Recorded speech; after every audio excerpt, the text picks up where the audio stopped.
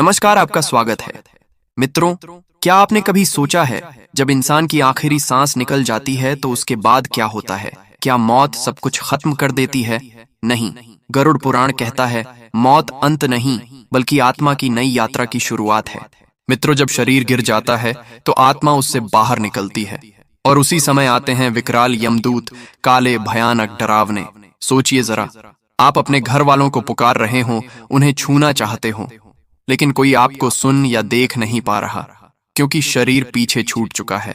अब तो सिर्फ आपके कर्म ही आपके साथ हैं। यमदूत आत्मा को घसीटते हुए वैतरणी नदी तक ले जाते हैं। सोचिए, एक ऐसी नदी जो खून, गंदगी, खूंखार, नुकीले दांत वाले जीव और बदबू से भरी हो। मित्रों, अगर आपने जीवन भर गाय का सम्मान किया है तो उसकी पूंछ आपका सहारा बनती है और आप आसानी से उस नदी को पार कर जाते हैं। लेकिन अगर आपने गाय का अपमान किया, उसे सताया, उसका मांस खाया, तो वही नदी आपकी कब्र बन जाती है। आप डूबते रहते हैं, घुटते रहते हैं, लेकिन कोई सहारा नहीं मिलता। क्या आपने कभी सोचा है जीवन भर का एक एक कर्म यहाँ हमारी नौव बन सकता है या हमारा बोझ? नदी पार करने के बाद आत्मा पहुंचती है यमराज के विशाल दरबार में। चित्रगुप्त सामने बैठे होते हैं, हाथ में कर्मों का बही खाता लिए। जन्म से लेकर मृत्यु तक हर छोटे बड़े कर्म का हिसाब वहां लिखा होता है। सोचिए, जब आपके पाप एक एक करके गिनाए जाएंगे तब आपकी आत्मा किस हालत में होगी। और फिर फैसला होता है, जिसने पुण्य किए हो उस आत्मा को स्वर्ग में भेजा जाता है और जिसने पाप किए उसे नरक। मित्रों, तभी सामने एक विशाल काला दरवाजा खुलता है और शुरू होती है आत्मा की भयावह नरक यात्रा। गरुड़ पुराण कहता है नरक असंख्य हैं, लेकिन 18 प्रमुख नरकों का विवरण विस्तार से मिलता है। आइए अब एक एक करके इन्हें समझते हैं। मित्रों, वीडियो में आगे बढ़ने से पहले आपसे निवेदन है कि गरुड़ पुराण की इस महान कथा को आधा अधूरा सुनने की गलती न करें। कथा को पूरा अवश्य सुने ताकि भगवान श्री हरि विष्णु की कृपा सदैव बना रहे। चलिए अब शुरू करते हैं। तामिश्र नरक। मित्रों, सोचिए, अगर आपने किसी को धोखे से लूटा, उसकी इज्जत छीनी, तो यहाँ तामिश्र नरक में आपका ठिकाना है। चारों तरफ गहरा अंधेरा, आत्मा लोहे की मोटी जंजीरों में जकड़ी हुई। यमदूत उसे दीवारों से पटकते रहते हैं, उसे मारते पीटते हैं। यातना इतनी कठोर होती है कि आत्मा बार बार चिल्लाती है, पर कोई सुनने वाला नहीं होता। क्या आपने कभी सोचा है जिस इंसान को आपने रुलाया वही आंसू यहाँ आपके लिए आग बन जाते हैं? अंधतामिश्र नरक। यहाँ उससे भी अधिक गहरा अंधकार है। जो लोग अपने परिवार को, बच्चों को प्यार और सुरक्षा नहीं देते, उन्हें यहाँ फेंका जाता है। उनकी आंखों में नुकीले गर्म तार डाल दिया जाता है। सोचिए, एक पल भी रोशनी न मिले तो क्या होगा? यहाँ तो जन्म जन्मांतर तक अंधेरा ही अंधेरा है। इसलिए मित्रों, जब तक जीवन है तब तक अपने अपनों का कद्र करो, उनकी इज्जत करो, क्योंकि मरने के बाद सिर्फ पछतावा ही रह जाता है। दोस्तों, गरुड़ पुराण में एक भयानक नरक का वर्णन मिलता है, रौरव नरक। कहते हैं यह नरक कभी शांत नहीं होता। यहाँ हर पल डरावनी चीखें और दर्द से भरी आवाजें गूंजती रहती हैं। चारों तरफ ऐसे भयंकर जीव रहते हैं जो पापी आत्माओं को टुकड़े टुकड़े कर नोच नोच कर खाते रहते हैं। यह नरक खासकर उन लोगों के लिए है जिन्होंने किसी निर्दोष को सताया हो, किसी को बेवजह रुलाया हो या अपनी ताकत का गलत इस्तेमाल करके दूसरों पर अत्याचार किया हो। सोचिए, जब कोई बेबस इंसान आपके हाथों पीड़ित होता है तो उसकी चीखें, उसकी पुकार यूं ही हवा में नहीं खो जाती। गरुड़ पुराण कहता है वही चीखें आपकी आत्मा का पीछा करती हैं और रौरव नरक में आपके लिए यातना बनकर लौटती हैं। दोस्तों, जीवन में अगर हम किसी निर्दोष को तकलीफ देंगे तो उसका दर्द हमें भी भुगतना पड़ेगा। इसलिए हमेशा याद रखिए, किसी के आंसू बनकर मत जियो, बल्कि किसी की मुस्कान बनने की कोशिश करो। महारौरव नरक। मित्रों, कहा जाता है कि यह नरक रौरव नरक से भी कहीं ज्यादा डरावना है। यहाँ पापियों को खौलते हुए तेल से भरे बड़े बड़े कड़ाहों में उल्टा लटकाया जाता है। सोचिए, जब उबलता हुआ तेल तन मन को जलाता है तो आत्मा किस पीड़ा से गुजरती होगी। उनकी त्वचा फट जाती है, नसें झुलस जाती हैं, पूरा अस्तित्व जलने लगता है, लेकिन मौत नहीं आती। आत्मा बार बार उसी दर्द को सहती रहती है। महारौरव नरक उन लोगों के लिए है जिन्होंने दूसरों को बेवजह सताया, निर्दोषों पर जुल्म ढाए और अपने स्वार्थ के लिए दूसरों का जीवन नरक बना दिया। कुंभीपाक नरक।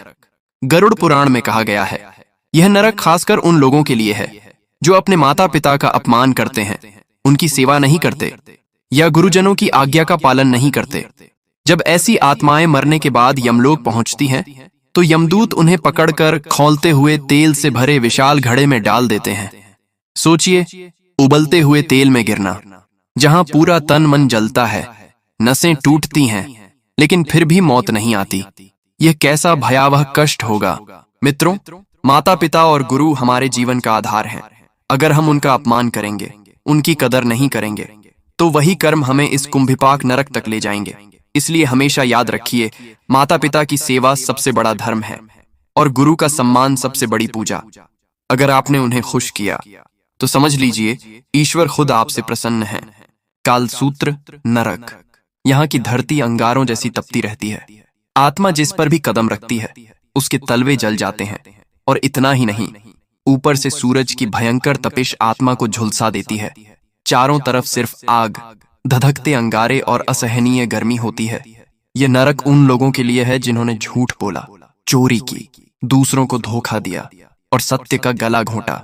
सोचिए, जब इंसान झूठी गवाही देकर किसी निर्दोष की जिंदगी बिगाड़ देता है, तो उसकी आत्मा कितनी बड़ी सजा की हकदार बनती है। दोस्तों, इसीलिए हमारे शास्त्र कहते हैं, चाहे परिस्थिति कितनी भी कठिन क्यों ना हो, सत्य का साथ कभी मत छोड़ो। झूठ बोलकर भले एक पल का फायदा मिल जाए, लेकिन उसका परिणाम आत्मा को कालसूत्र नरक में सहना पड़ सकता है। असिपत्र वन नरक। कहा जाता है कि यह नरक एक जंगल जैसा है, लेकिन यहाँ के पेड़ों पर पत्तों की जगह धारदार तलवारें होती हैं। चारों तरफ सिर्फ तेज धार वाली तलवारों से भरा भयावह जंगल फैला रहता है। मित्रों, यह नरक उन लोगों के लिए है जो धर्म के नाम पर पाखंड करते हैं, नकली साधु संत बनकर लोगों को धोखा देते हैं और भोली भाली जनता का विश्वास तोड़ते हैं। ऐसे पाखंडी जब इस नरक में पहुंचते हैं, तो हर कदम पर उनके शरीर की चीर फाड़ होती रहती है। जहां भी जाते हैं, तलवार जैसी तेज धार उन्हें काटती रहती है। आत्मा बार बार घायल होती है, लहूलुहान होती है, लेकिन मौत नहीं आती। दर्द का यह सिलसिला लगातार चलता रहता है। शूकरमुख नरक। दोस्तों, यह नरक खासकर उन लोगों के लिए है जिन्होंने जनता का हक मारा, भ्रष्ट नेता बने, रिश्वतखोरी की और जनता का धन लूटकर अपने सुख सुविधाओं पर खर्च किया। कहा जाता है कि यहाँ यमदूत सुअर जैसे मुख वाले भयंकर रूप में आते हैं। वे पापी आत्माओं को बार बार काटते हैं, नोचते हैं और चीर फाड़ करते हैं। आत्मा दर्द से चीखती है, तड़पती है, लेकिन यातना वहीं खत्म नहीं होती, क्योंकि हर बार जब शरीर टुकड़े टुकड़े हो जाता है, तो तुरंत फिर से जुड़ जाता है, ताकि उस पीड़ा को बार बार सहना पड़े। अंधकूप नरक। यहाँ एक गहरा कुआं है, लेकिन इसमें पानी नहीं, बल्कि असंख्य जहरीले सांप और बिच्छू भरे रहते हैं। इस कुएं में जिस आत्मा को गिरा दिया जाता है, उसे हर पल इन जहरीले जीवों के डसने और काटने की यातना झेलनी पड़ती है। यह नरक उन लोगों के लिए है जिन्होंने अपने घर आए मेहमानों का अपमान किया, शरण लेने आए व्यक्ति को दुत्कार दिया या किसी असहाय को ठुकरा दिया। वातप नरक। यहाँ इस नरक में आत्मा को कभी आग पर जलाया जाता है और कभी बर्फीले तूफान में फेंका जाता है। जिनकी वाणी ने दूसरों को जलाया, जिन्होंने अपशब्द बोले, वे यहाँ जीभ के दोष का फल भोगते हैं। हिमशीत नरक। यहाँ ऐसी ठंड होती है कि हड्डियां टूट जाती हैं।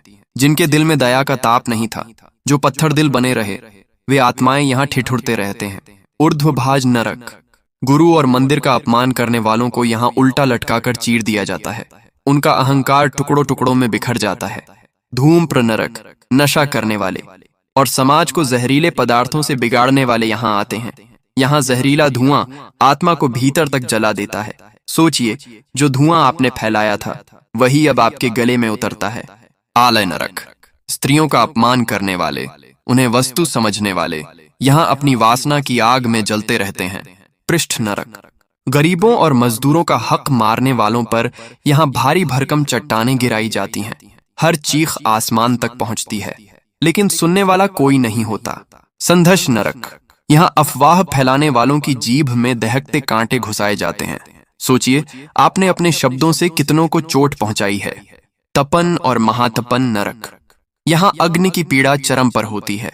जो धर्म गुरुओं और तपस्वियों को सताते हैं, वे लगातार जलते रहते हैं।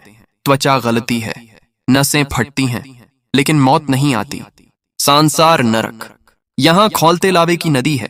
व्यभिचारी और परिवार नाशक लोग उसमें डूबते जलते रहते हैं। मित्रों, यह सब सुनकर आपको डर जरूर लगेगा, लेकिन याद रखिए, गरुड़ पुराण हमें डराने के लिए नहीं, बल्कि सचेत करने के लिए है। यह बताता है कि हर पाप का हिसाब है, हर बुरे कर्म का हिसाब है।